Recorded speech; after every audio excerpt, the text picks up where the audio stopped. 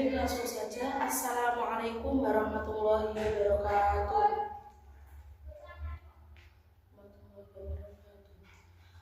Sebelum memulai pembelajaran pada pagi hari ini, kita mulai dengan berdoa terlebih dahulu. Berdoa bisa dipimpin oleh ketua kelasnya. Siapa ketua kelasnya di sini? Ya, bisa dipimpin Mas berdoanya. 1, 2, 3. Bismillahirrahmanirrahim. Utlu ma uhiya ilaika minal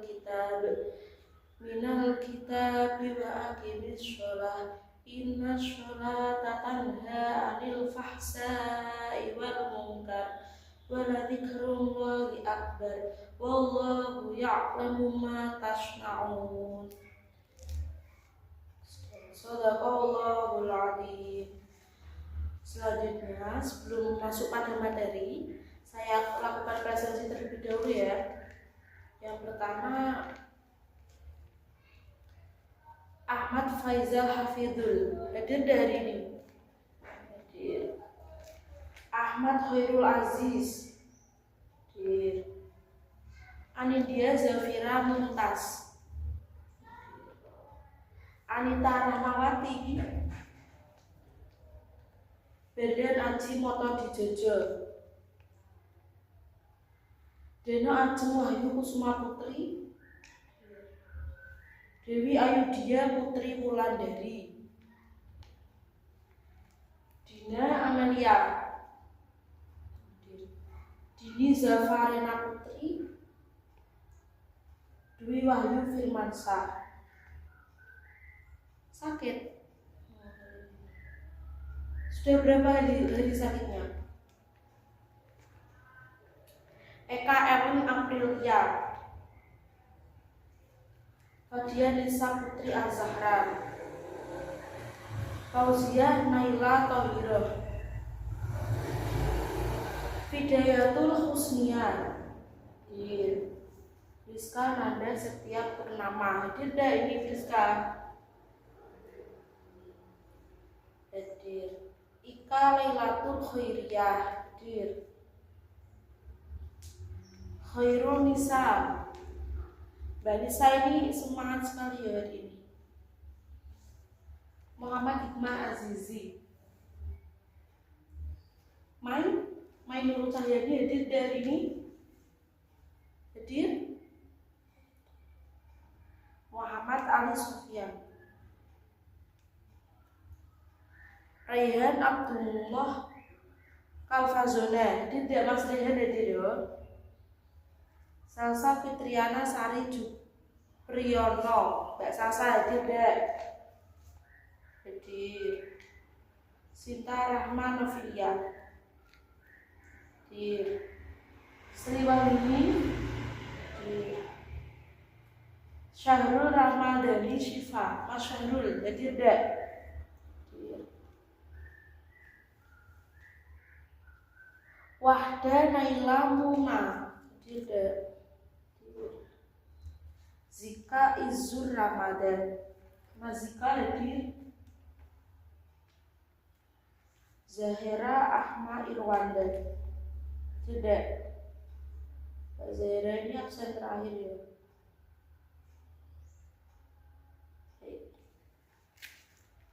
Materi kemarin tentang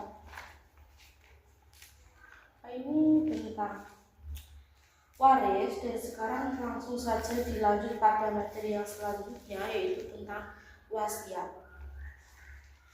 Baik teman-teman, masih ingat tidak materi kemarin? Hukum dari mempelajari ilmu waris tersendiri yaitu apa? Hukum dari mempelajari ilmu waris yaitu fardu kifayah. Fardu kifayah di sini dalam artian tidak semua orang harus mempelajari ilmu faraid ini, tetapi di suatu lingkungan atau di suatu wilayah harus ada satu atau lebih seseorang yang paham akan tentang ilmu faraid ini. Dan sebab-sebab manusia menerima warisan dan manusia yang tidak bisa menerima warisan yang kemarin sudah pelajari, masih ingat Mbak? Ya, sebab-sebab orang menerima warisan apa saja yang bisa angkat tangan. Oh yes, apa Mbak? Apa Mbak Nindi? Ya langsung saja pada wasiat. Nah, wasiat di sini juga tertuju pada hukum wasiat dalam Islam. Berarti wasiat ini ketentuannya dalam Islam. Nah, setelah manusia meninggal dunia itu tidak hanya waris yang ada pada kehidupan manusia yang ditinggalkan, tetapi juga wasiat. Wasiat yaitu pesan yang disampaikan oleh orang yang meninggal untuk orang yang akan ditinggalkannya. Sebelumnya ada yang sudah tahu apa itu wasiat? Atau sudah mendengar sebelumnya wasiat itu apa? Atau sudah tahu sebelumnya wasiat itu apa? Nah, di sini akan mempelajari tentang hukum wasiat, rukun dan syarat wasiat, batalnya wasiat. Nah, di sini tadi kan sudah saya jelaskan bahwa setelah orang meninggal itu tidak hanya waris yang menjadi permasalahan, tetapi wasiat juga menjadi permasalahan. Maka dari itu, agar tidak menjadi simpang siur pertikaian, maka salah satu orang di lingkungannya itu harus paham akan arti wasiat dan waris gitu. Nah, wasiat tersendiri berasal dari kata wasaitu asya'a yang artinya aku menyampaikan sesuatu, bisa berupa pesan, bisa berupa tulisan. Biasanya tulisan itu diberikan kepada orang yang akan diberikan wasiat tadi. Nah, wasiat itu diartikan pemberian seseorang kepada orang lain untuk dimiliki orang yang menerima setelah orang yang berwasiat meninggal dunia. Nah, dasar hukum wasiat ini yaitu dasar pewarisan Islam. Nah, pewarisan Islam di sini Allah berfirman, yang artinya, wahai orang-orang yang beriman, apabila salah seorang di antara kamu menghadapi kematian, sedang dia akan berwasiat, maka hendaklah wasiat itu disaksikan oleh dua orang yang adil di antara kamu, dan dua orang yang berlainan agama dengan kamu. Jika kamu dalam perjalanan di bumi, lalu kamu ditimpa bahaya kematian, hendaklah kamu tahan kedua saksi itu setelah sholat, agar keadaannya bersumpah dengan nama Allah jika kamu ragu-ragu. Demi Allah, kami tidak akan mengambil keuntungan dengan sumpah ini, walaupun dia akan Ka'bah, dan kami tidak menyembunyikan kesaksian Allah. Sesungguhnya jika demikian tentu kami termasuk orang-orang yang berdosa. Nah, ini terdapat dalam Quran surat Al-Maidah ayat 106. Ayat 106 di sini berbunyi, kutiba alaikum idza hadara ahadakumul mautu in taraka khairan al-wasiyatu lil walidaini wal aqrabina bil ma'rufil haqqan 'alal muttaqin.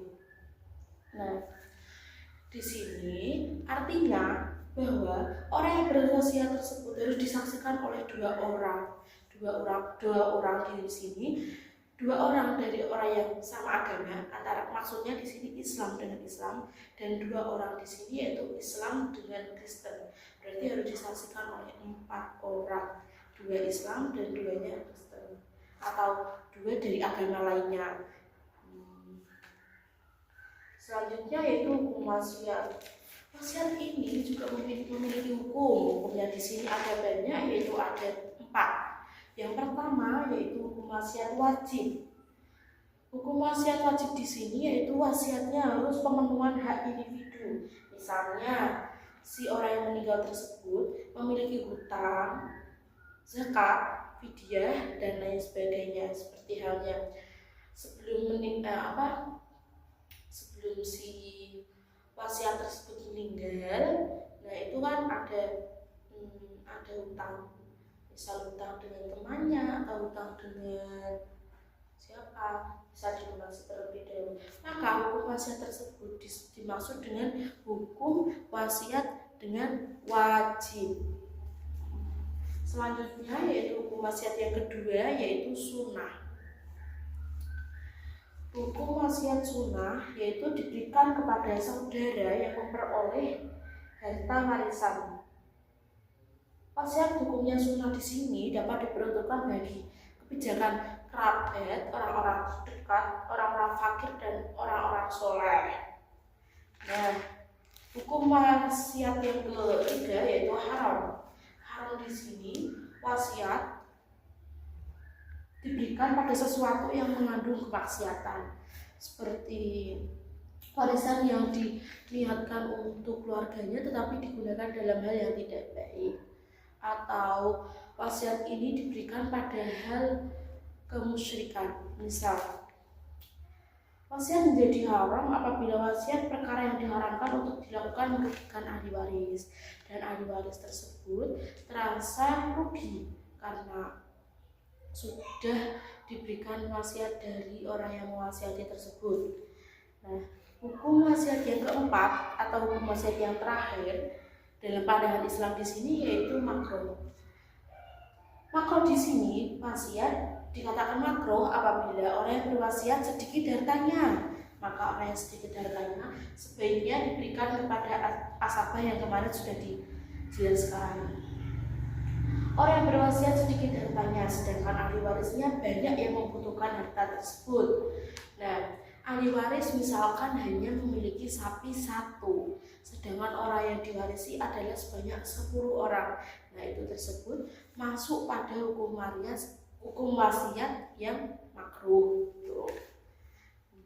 Selanjutnya yaitu masuk pada poin yang kedua, yaitu rukun dan syarat wasiat.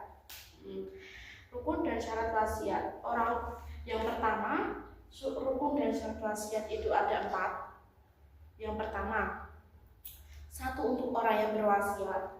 Yang kedua untuk orang yang menerima wasiat, dan ketiga objek yang diwasiatkan, dan yang keempat yaitu ijab qabul atau siwut. Ijab qabul itu seperti halnya kita harus punya ijab antara si wasiat dengan orang yang diwasiati. Orang berwasiat.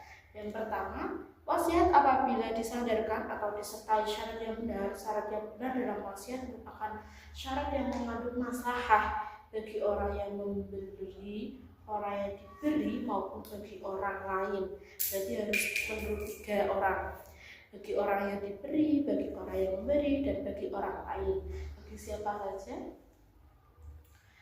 Ada 3 loh tadi, ada bagi diri sendiri, bagi orang yang memberi, bagi orang yang diberikan, dan bagi orang lain.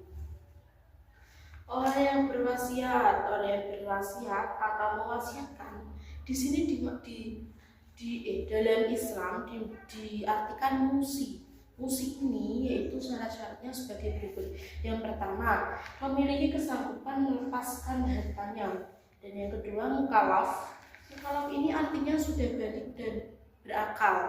Pasti kalian sudah tahu kalau mukallaf itu artinya balik dan berakal. Nah, yang ketiga, dapat menentukan sesuatu sesuai kehendaknya. Dan yang keempat, dilakukan secara sadar tanpa adanya paksaan. Nah, rukun dan syarat wasiat yang kedua yaitu untuk orang yang menerima wasiat. Orang yang menerima wasiat sendiri di sini disebut dengan musalahu. Musalahu itu orang yang menerima wasiat. Nah, syarat-syaratnya itu ada 3. Yang pertama, ahli waris yang berwasiat. Yang kedua, benar-benar ada, dan yang ketiga, tidak menghilangkan nama orang yang berwasiat. Di sini artinya itu kalian, orang yang akan diwasiatkan, tidak boleh secara sengaja membunuh orang yang akan mewasiatkan untuk mendapatkan warisan gitu. Nah, yang ketiga, objek yang diwasiatkan. Objek yang diwasiatkan sendiri di sini disebut dengan musabih. Musabih itu juga terdapat syarat-syarat. Yang pertama yaitu harta yang diwasiatkan pada ketika wasiat diucapkan harus ada. Yang kedua, dapat berpindah milik kepada orang yang menerima wasiat. Dan yang ketiga, harta tersebut suci dan dapat dimanfaatkan. Dan keempat, jumlah harta yang diwasiatkan tidak lebih dari sepertiga dari yang akan diberikan harta yang dimiliki. Nah, selanjutnya yaitu ijab qabul atau zigot. Ijab qabul atau zigot ini dalam bahasa Indonesia itu kayak perjanjian gitu, perjanjian antara pewaris dengan orang yang akan perjanjian antara pewasiat dengan orang yang akan diberikan wasiat. Nah, ijab di sini bisa berupa bisa dengan dua cara. Yang pertama yaitu dengan ucapan, dan yang kedua yaitu dengan isyarat dan tulisan. Nah, dengan ucapan di sini yaitu menunjukkan segala lafal dengan menunjukkan artian bahwa si pewasiat itu memberikan pesan kepada orang yang akan diwasiati tadi. Nah, yang kedua yaitu ijab dengan isyarat dan tulisan. Nah, bisa pewasiat tersebut bisa memberikan isyarat dalam bentuk tulisan atau bisa dalam isyarat gerak-gerik pertanda atau bagaimana. Nah, poin yang ketiga yaitu batalnya wasiat. Nah, wasiat tersendiri ini bisa batal, tetapi dengan beberapa penyebabnya. Yang pertama yaitu murtad. Nah, jadi pewasiat jika keluar dari Islam, maka wasiat tersebut akan batal karena orang yang mewasiat tersebut keluar dari Islam. Yang kedua yaitu wasiat karena suatu kemungkaran. Dan yang ketiga, menggabungkan wasiat dengan syarat yang tidak atau belum terjadi. Jika wasiat tersebut belum terjadi, maka si pewasiat belum bisa menyampaikan pesan kepada orang yang akan diwasiati. Yang ketiga yaitu penerima wasiat. Yang keempat yaitu yang keempat penerima wasiat meninggal terlebih dahulu dibanding orang yang memberikan wasiat tadi. Berarti tandanya di sini jika antara bapak dan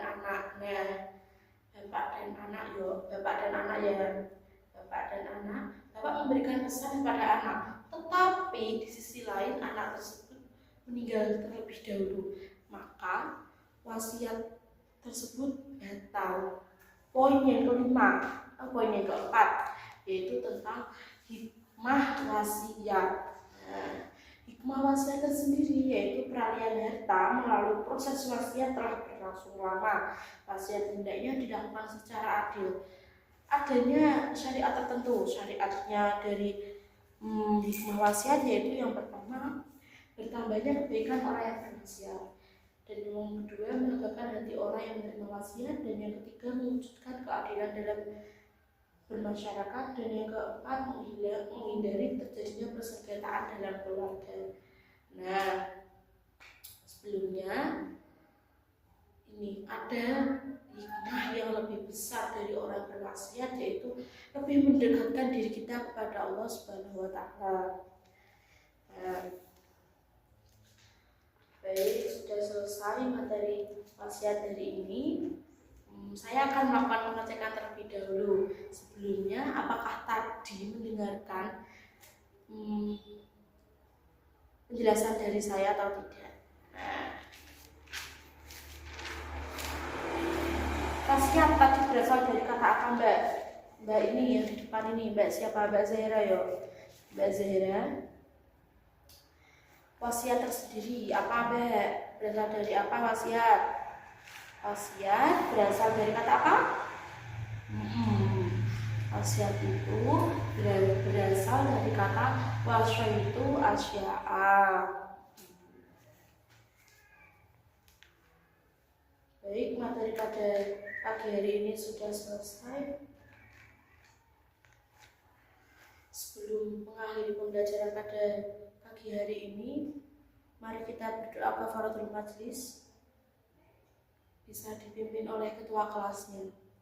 Bismillahirrahmanirrahim. Subhanakallahumma wa bihamdika asyhadu an la ilaha illa anta astaghfiruka wa atubu ilaik.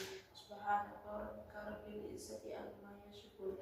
Wassalamun ala mursalin. Walhamdulillahi rabbil alamin. Wassalamualaikum warahmatullahi wabarakatuh.